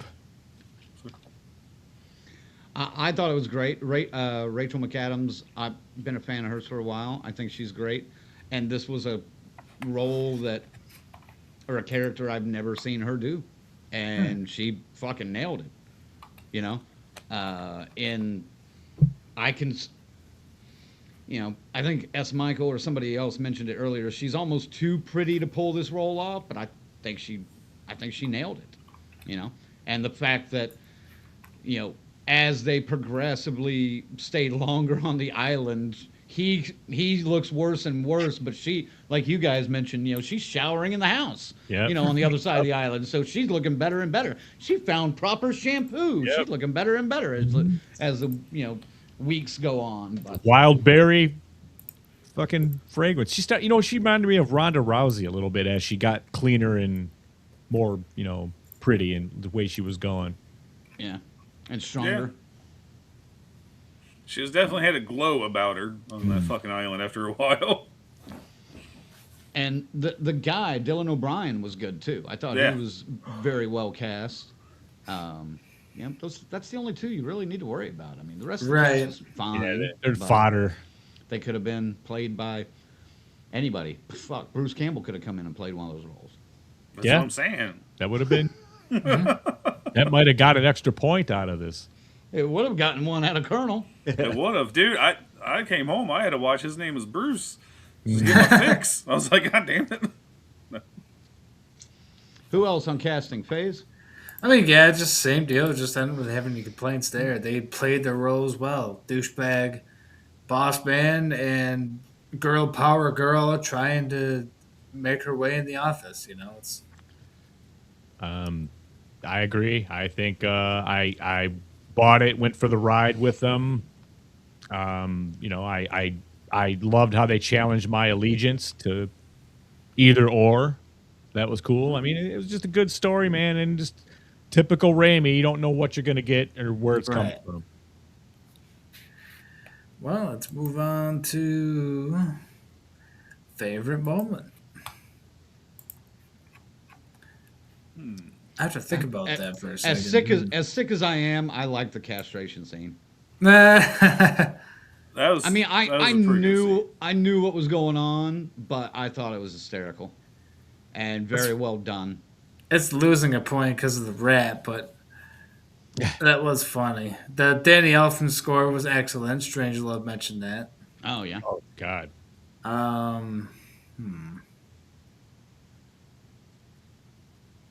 Keep going, guys. Yeah. I'm trying to think of a favorite moment. Like, anybody else got one? Like, sure. Go ahead. Yeah, I got one. There you go. Just because I already mentioned it. Because we do know it's a fucking comedy. It's Sam Raimi. There's gonna be again where she's giving him CPR but vomiting in his face while doing it. Oh shit! That scene was just too goddamn funny, man. That's so. I haven't laughed that hard at a barf scene since Team America. Okay. Yeah. God. Hilarious. That's perfect, man. I'll take the bore because I laughed pretty hard at the snotting once the snotting started happening because it was funny because it like turns its head and the blood starts squirting out of the wound and everything and the eye hole. It's just fucking wild, and then the snots start coming. CGI, yes, but just it's gross nonetheless. You can imagine how awful that would be, and that actor had to take that shit too. So it was good. So the Colonels would probably. You know what you're signing up for when you get a Sam Raimi film. Oh, man. Yeah. You know you're going to be covered in blood and other fluids. Yeah, you're going to be fucking messy. The puking would probably be mine, but I'll go ahead and take her shutting the airplane window as dudes. God. That was funny, too. Yeah. That was great good. moment, man. I absolutely laughed a bunch during this. I guess I'm a bad person and evil-hearted and shit, man, because I find this shit hysterical with this. I think you're we fine just like to see laugh at bad this. things happen to bad people. Bad people. You are That's perfectly fair. normal. Yep. Sam Raimi has a good sense of humor. It's funny. He's twisted, man, but we love him. Yep. Well, Something about people from Michigan. I don't know. yes, for getting there, Crank. My God, look at you, your expectant fucking face there.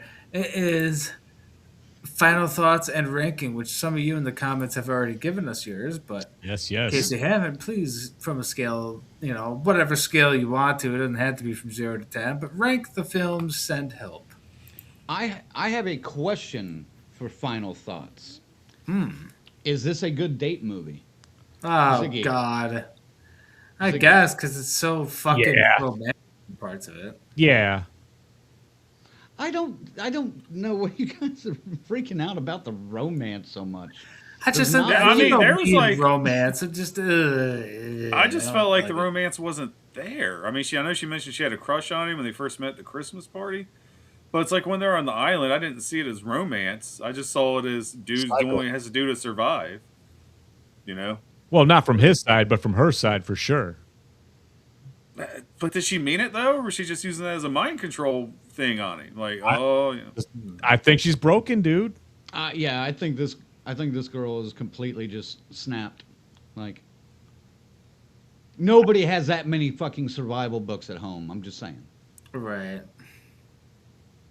That's a lot. I just think that, and then having to deal with that, and then hearing them make fun of her, and then getting fired on the island, and she went over the edge, and that couldn't come back.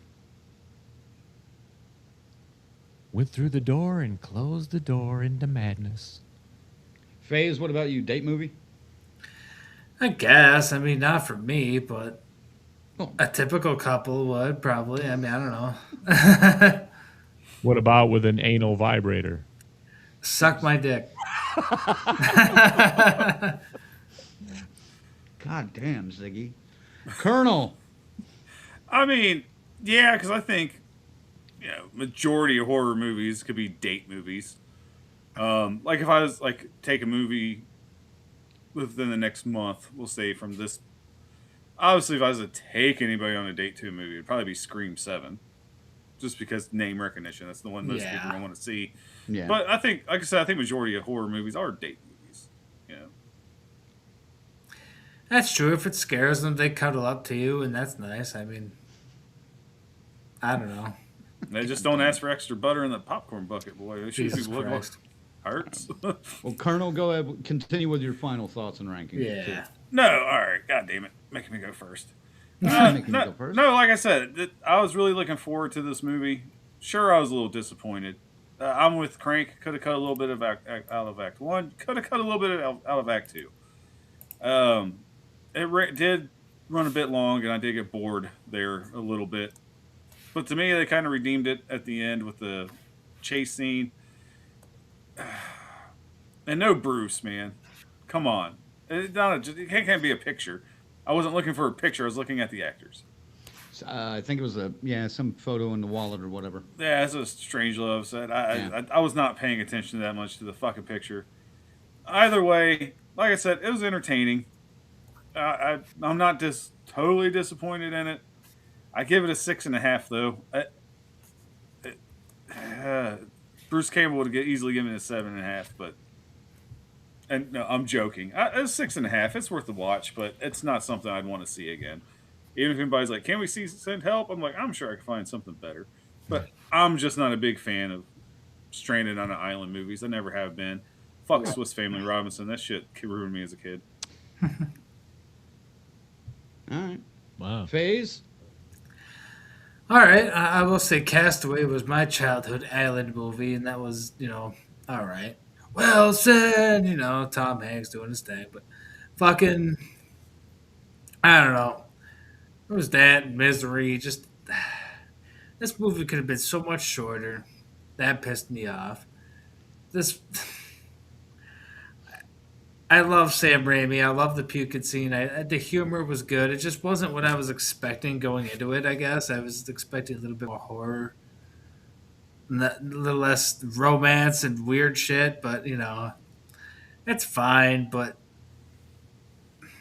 I can't go any higher than a 5 with this one. Just wow. Me personally, this is not a FaZe movie. Just it had some good parts, and I don't want to shit on it, but that's where I'm leaving it. I dug this. I thought the writing was fine. Again, like I said earlier, there's nothing groundbreaking about this movie except, maybe some of the jokes are like the guy banging on the plane and her shutting the window. That was kind of new. I don't remember seeing that anywhere really before. Colonel and his love of the puke and snot scenes and blood scenes, that was over the top and very well appreciated. Great performances, and again, I'll mention, I like it when actors do something that's out of their comfort zone. you know. And this is absolutely like who would have given the script to Sam Raimi and him gone Rachel McAdams like out of the fucking gate. No, I don't fucking know. But it's great casting, and I don't really know this Dylan O'Brien guy. I don't know what else he's done, but he was adequate, even more so in certain scenes. But overall, I had a good time with this. I mean, I laughed at a good majority of it. I cringed at a few points. This was a fun time. So I'm going to give it a low 7. Wow, there you go. Low 7. Not That's not where that's supposed to go. yeah. Ziggy. Well. They've turned on Sam. No, we love Sam. And I think this was exactly that. Sam Raimi movie. We've said it time and time and time again. The layers to it, there's a lot of them there. You got the dickhead fucking kid boss stepping in and disobeying everything his dad wanted. You got this awkward, uncomfortable, just go against the grain person in the wrongest way, and then has to become, all of a sudden this element happens and she's absolutely qualified, the best candidate for this. And she's great. She's so good in this, man. I just dug the whole thing top to bottom. It is weird to me when she's had to kill to get what she wanted, but I accept that because I do feel she was broken, and that's what it all hinges on for me. So if you take it like that, I think this is a crazy story. That look at the end nails it. Mm-hmm. Oh, that drives that point home. Well, yeah, and it tells you everything you need to know about the previous hour and 45 minutes of the movie. True. So. But man, I'll go high 7 with it, because I dug it, man, and if you're expecting a Sam Raimi tale, this is definitely that. So well, okay, and that makes me think of something else here. I want to ask you, and I'll stick with you, Ziggy. Sam Raimi directed this. What if? How would you look at another director's interpretation of this? Let's say Osgood Perkins.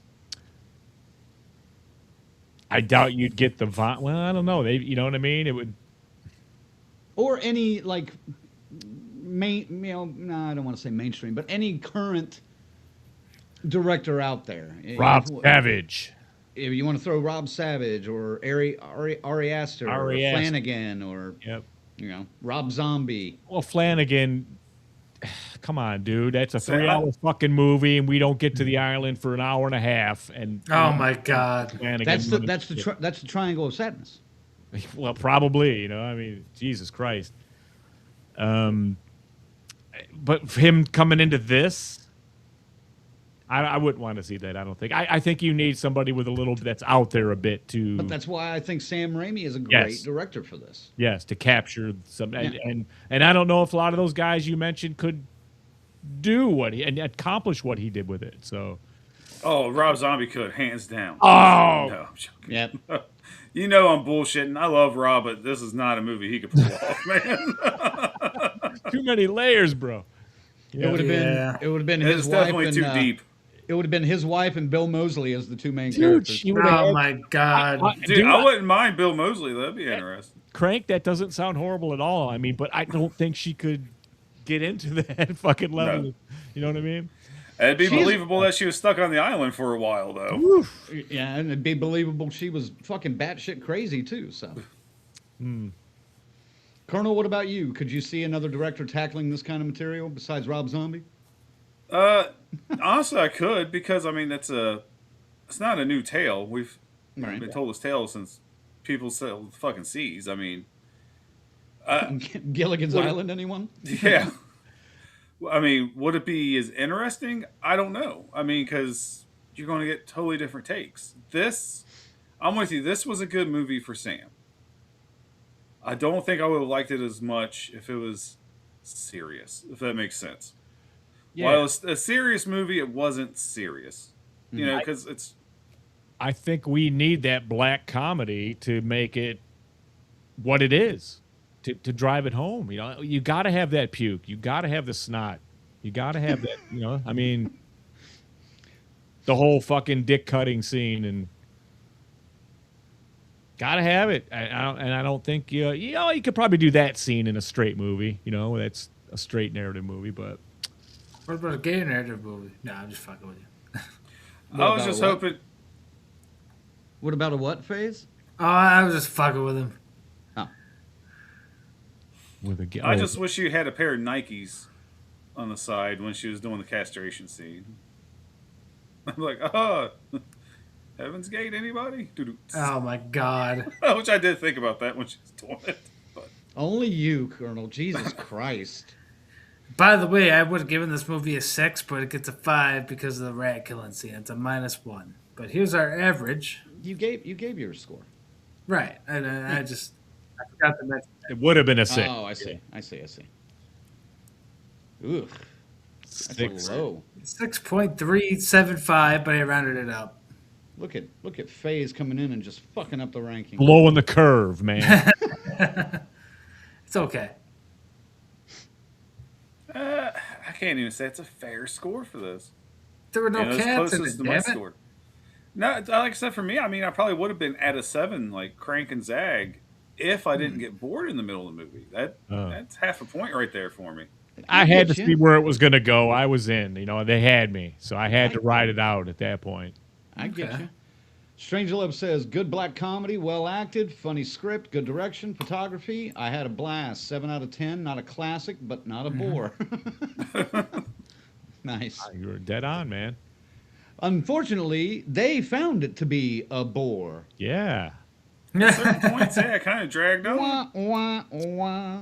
I I'll did, do my own, yeah, but I'll do my own fucking fascinated. sound effects since no one's gonna do the board down there. Thank you. 30 seconds too fucking late, but whatever. I don't care anymore. That's what I'm saying. I'm still pondering this, and like in her brokenness is what is really matters here, I think. I could see this one again just to kind of like go back and watch a little bit more of the deterioration of her character throughout the movie. I think that would be interesting to see again. I stand corrected. I will watch this movie one more time and just pay attention to that picture. Just to get an eye full of Bruce. There he is. Sorry. You'll be the guy, you know, the Leonardo DiCaprio. Ooh, ooh, ooh, ooh, ooh.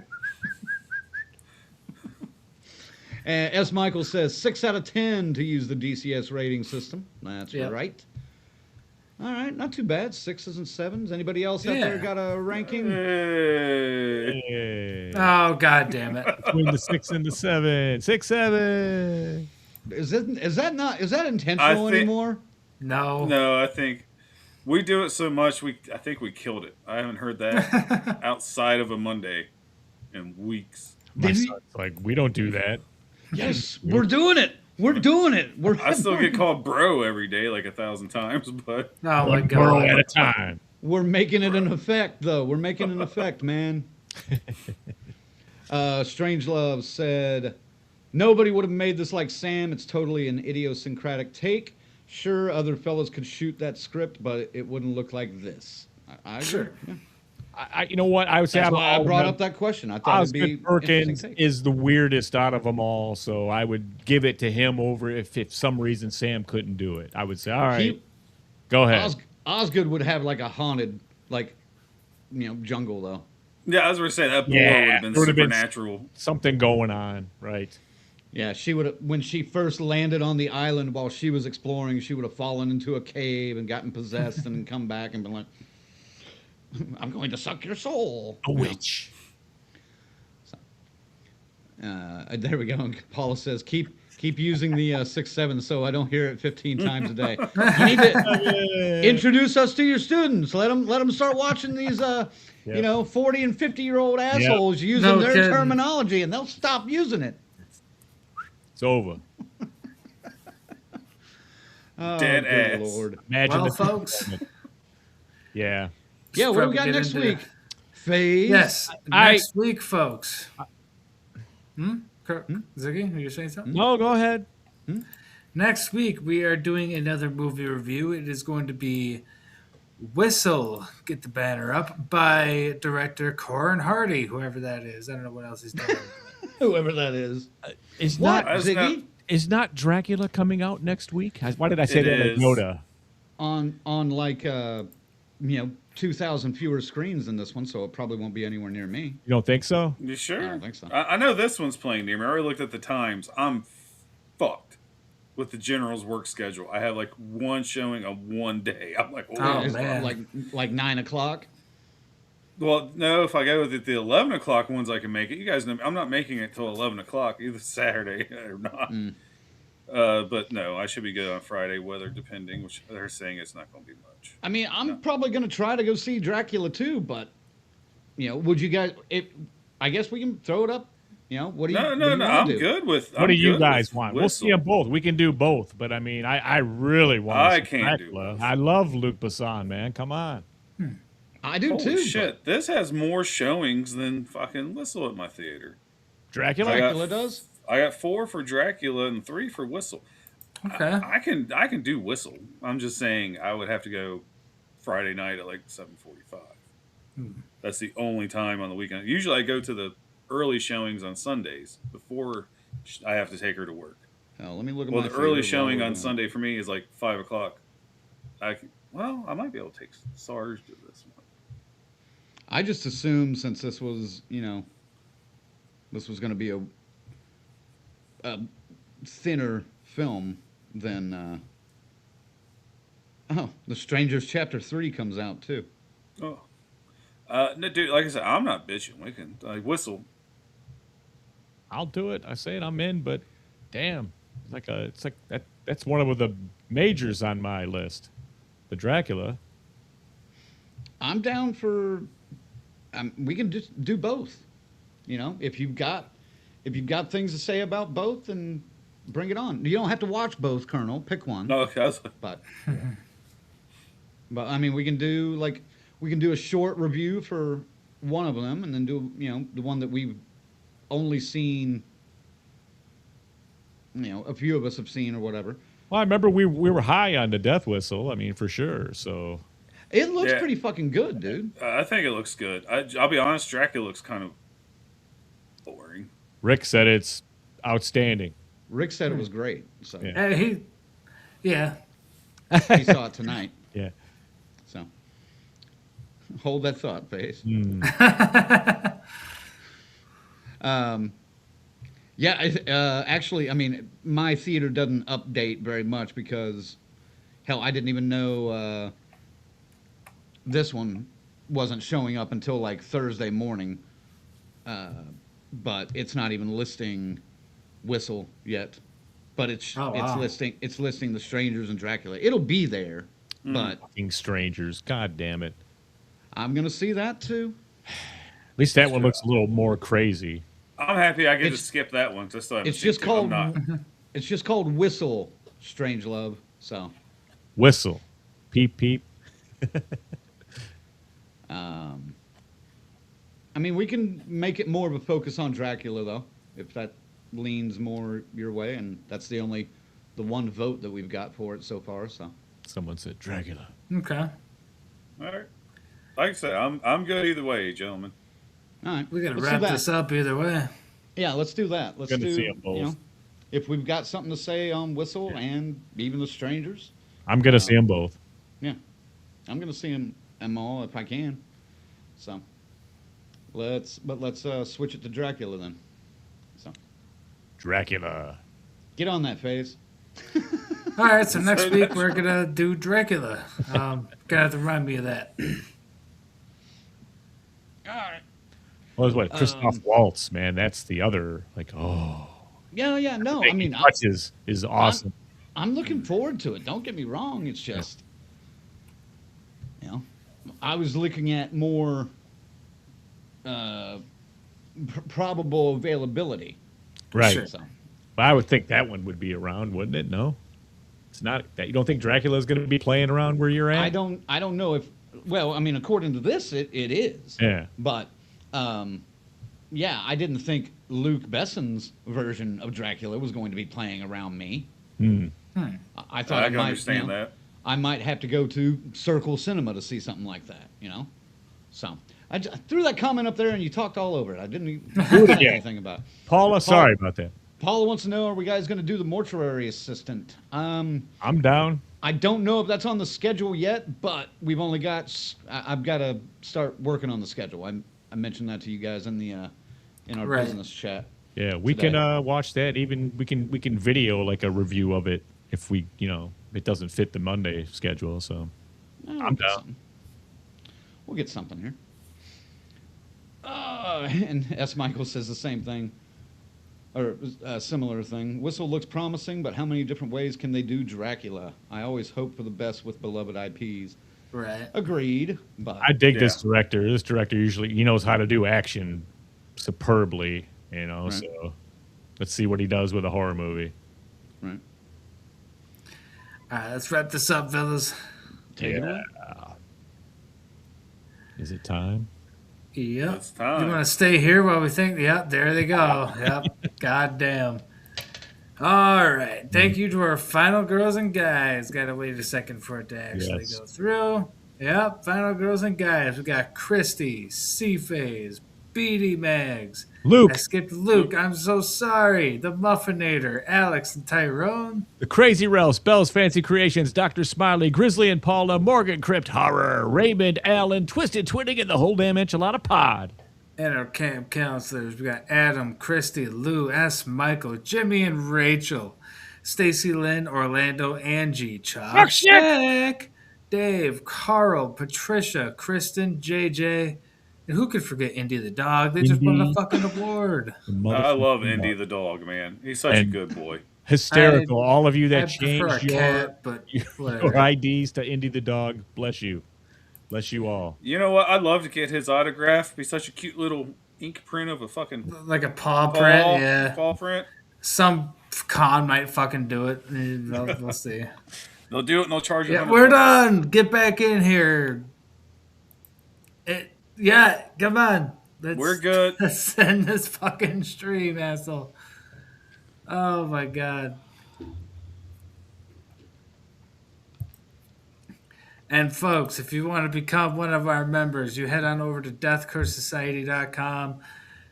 Get over to the membership tier, the tab, pick a tier that works for you. Pick a, got camp counselors, we got Crazy Ralphs, we got Final Girls and Guys, and it works out. I'm not going to mention it, so we're good. Yep. We don't have any T-shirts. Ziki, send them out, I guess. Well, there you go. Sam Raimi's back, and it's pretty damn good. I think it's good. It's worth a watch at least once. Check it out. Yeah, man. Dracula and or The Whistle next week. I'm and or The Strangers Chapter 3. Ugh. You can do the little quick one on it. I can guarantee I'm not going to see that one. I'll see it. All right. But yeah, man, it's awesome as always. Thanks, everybody. Everybody new that joined up and popped in tonight. Love you. Come on back anytime. We'll see you next week. That's right. That's right. That's right. Phase, send them out. Folks, this was a good time. I'm, looking forward to Dracula or whatever the hell we're doing next week. I got to figure it out before I set it all up. But until then, it'll be a good old movie review, and keep an eye out for 2 weeks from now because we got something special coming. But that's all I'm going to tease for y'all. Hey, calm down now. I'm just giving a little teensy-wincy teaser. 2 weeks is fine. 2 weeks. Bye now. Colonel? Yeah, this was a lot of fun. I didn't feel the need to send help like I did at the theater when I got bored. I'm fucking with you. No, Zach, it's worth a watch. Thanks for joining us tonight. Dracula, Whistle, Strangers Part 3, Chapter 3. That's a lot going on 1 weekend. Be sure to tune in next week. Find out what we have to say about a movie. It's going to be something. So in the meantime...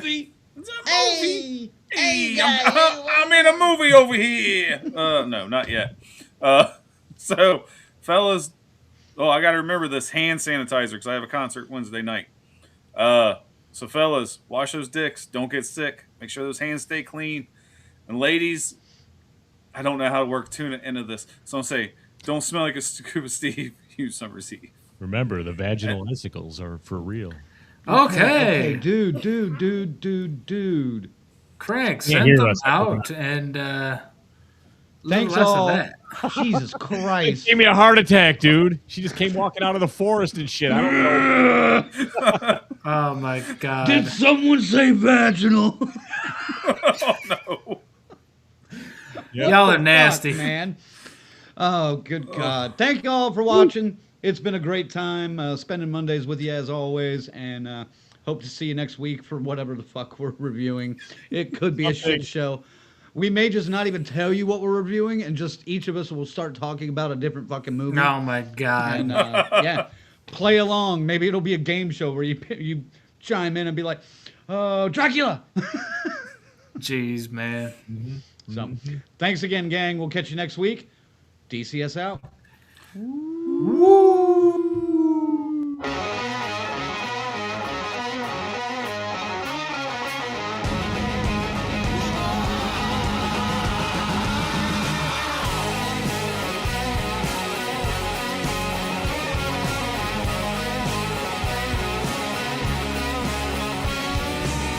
Collecting light image, focused to rip the skin. Remembering those muddy creeks, illusions to swim in.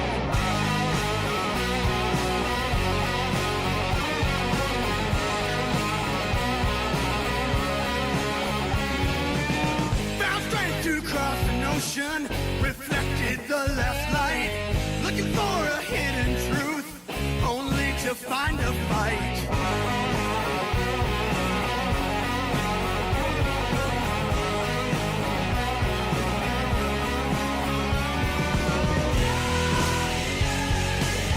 I found a new way to leave behind the past. Hope it's a better way. Oh, in the optic glass.